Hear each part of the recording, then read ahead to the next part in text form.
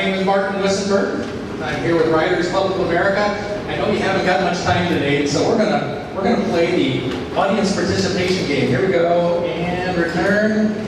The audience participation game. Ooh, doesn't that sound fun? I need you guys to say that with me. Are you ready? Here we go. Audience participation game. Ooh, I like when the thing flies over like that. Raise your hand if it's a qualifier. Raise your hand if you have parents. Please raise your hand if you have parents. Mostly human, very important, like that. Raise your hands if you've ever known anyone older than your parents. If you've ever known anyone, this is perfect. Raise your hand if you've ever seen someone driving a car by looking under the steering wheel. Raise your hand if you haven't, it's the most frightening thing in the universe. That does happen because when you get old sometimes it's hard to see and that's not their choice. They would rather not drive by looking under the steering wheel. That's the only way they can get anywhere because they don't think they have any other options. You see, one of the tough things about getting older, you guys aren't anywhere close to it, but your grandparents might be getting closer to it, is you get to a point when you can't drive. And we live in a country that's really dependent on driving, and they just keep driving because they don't think they have any other options. Not a lot of fun. I need a volunteer to choose a number 1, 2, or 3. That's your option. I have a volunteer for number 2. Everyone please say, I love number 2. I love number 2. Beautiful. Let's see. Number 1 is a story about Arlene. We're not going to talk about Arlene. We're going to talk about Pete. Pete's a neat guy. Lives up in Marion. Lives just north of Marion on the Highway 13. Every Saturday, Pete goes to Barnes & Noble. He goes to Barnes & Noble because the library isn't current enough, and he buys 3 books every Saturday and reads 3 books that week because he knows the next week he's going to go and buy 3 more books. Okay, that's his Saturday. Every Monday, he goes to Toastmasters. Have you guys ever heard of a group named Toastmasters? They do speak great. They do speeches for each other just to practice public speaking because most people don't love public speaking. But by practicing, they do this. He decided at 40, he decided he wanted to practice his public speaking. So he's been a member of Toastmasters for 50 years, practicing his speeches. He does that every Monday. And once a month he goes to City Hall in Marion just to, shake things up there. What do Arlene and Pete and Carolyn have in common? None of these people drive a car. And yet they got really busy schedules. You see, we've got a real big problem. A recent senior survey, they talked to seniors, they said, what's the number 1 problem you have? Well, what do you think was the number 1 problem? What do you hear old people talk about? Health. Number 1 concern among seniors was health. Number 2 was transportation. Now, I'm not a doctor, so I can't help people with their health problems, but I can drive a car. Losing your ability to drive not only means that you can't do the things you want, it means losing freedom and independence, and that's really tough on old people. Now, organizing all that mess for people who don't drive can be a problem. I talked to 3 different companies that stopped giving rides to seniors, and they all had a real similar story. It boiled down to about 6 to 18 months after they started this thing and tried to help others, they were losing their mind. They said 3x5 cards. Can you imagine trying to organize stuff on just 3x5 cards?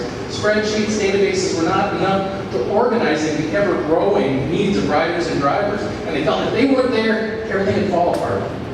And it was just too much for them.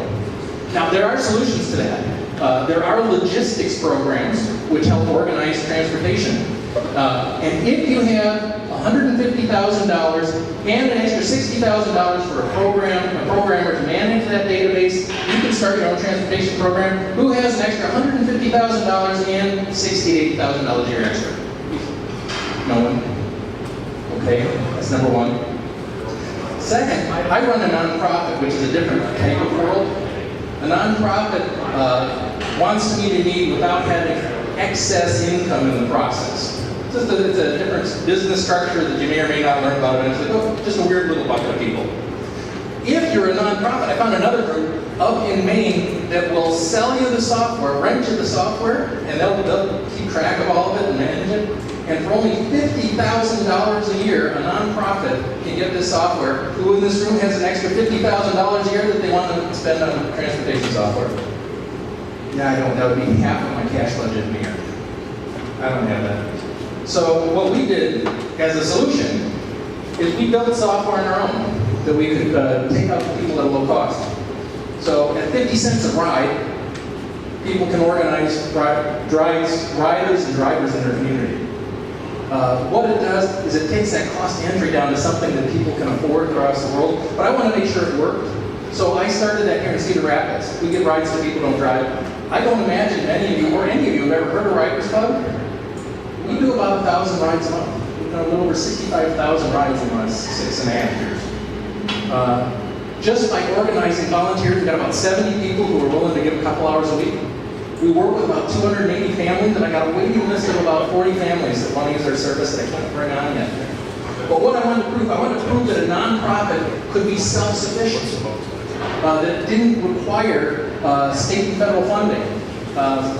There are grants available out there from the United States government and from the state of Iowa for helping people with stuff. Transportation is one of the things.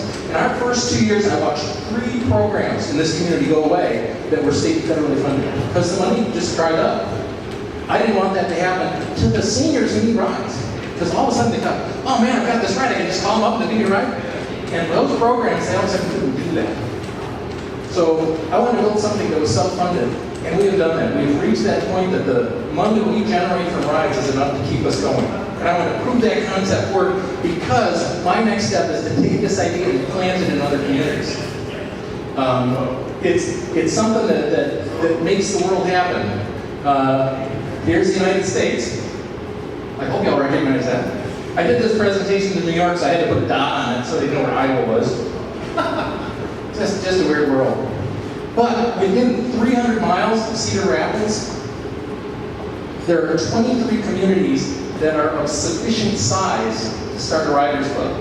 What does that mean? They got to have at least 120,000 people living in the community. Iowa City's not big enough. It just isn't. Waterloo is. Dubuque already has one. I stole the idea from them. But then they're doing great. Keep up the good work. I won't go to Dubuque. Quad Cities has enough. Des Moines has enough. We just need to find a way to tell a story to them that makes sense to them. And I want to take this out in the community, and I need your help getting there. Like I said, so far, we've done it. We figured it out. If I can get 4 clubs started every 3 months for the next 2 years, at a national level, we can be self-sustaining because I've built all the financial models to make that happen. So that you can start with this project and know that it's going to go on from here. Know that it's going to be more than just a little thing you hand in. This is to make things happen everywhere. What can you contribute? I'm looking for 3 things. I have to tell a compelling story to other communities to say, hey, this is worthwhile. You can give up your great paying job and take an average paying job that will sustain your family and make a huge difference in your community. And I need a video story for that. I need pictures for that. I need these pieces to make this story come to life to other people.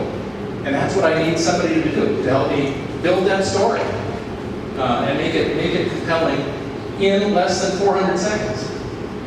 That 400-second window is really valuable to know because in about 6.5 minutes, you lose people's attention. What else do you do? Upgrade my website. I have a really average website with lots of text. How exciting is text on a website? Does anybody know? Not very. That is the correct answer. But let me tell you, seniors eat it up.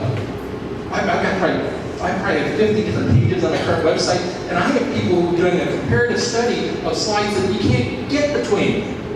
Well, you said on this page this thing, but this one's a little bit different. These people are desperate for information and help. And so they're finding it and figure out, we just gotta make it prettier and gotta make it easier for them to access that stuff. Because 50 pages is a lot for anybody. But here's the big one. I don't know if you guys have talked much about statistics, but this is where the money is. What I want to do is I want to do a statistical study about what happens to old people as they drive. Old people as they drive become less good drivers. And insurance companies know that and they charge an armload more to people just because they cost more because they get in accidents for them. If I have the right statistics, I can go to State Farm and say, look guys, your costs go up as people get older. Give me $300,000 and I'll start 3 clubs wherever you want to start them. I just want to have a bucket of money so those people don't go hungry starting this out, and they'll be self-sufficient after that. And if I've got the numbers to support it, they can do that. They can make it a priority. I just need somebody who can mine that information and help me put it together. So the 3 things I'm looking for is somebody who likes to take pictures and somebody willing to take movies. I need somebody who understands websites, can play in WordPress, and make it look pretty so I can add in information. Every week I write a story to my drivers.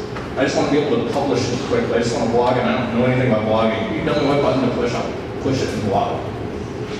I need somebody who wants to figure out what these numbers are all about, which, if you like actuarials, this is the coolest thing in the universe. This is a great way to understand why in the world you're doing all this stupid math in the first place. And the reason is because companies want to know. They want to know where their time and energy is spent well, and they want to know how they should do things. If you like numbers, this is a place to do it. What have I got here? I got something that I say. Why? Why on earth would I do this? Because I believe people want to help each other. I just believe it's a part of who people are. How are you going to do that? Well, we've got the system, the right management system, to help them organize that information so they can do their job and not lose their mind. And what is it that we do? We give freedom and independence to people who no longer drive. I think that's a pretty neat thing.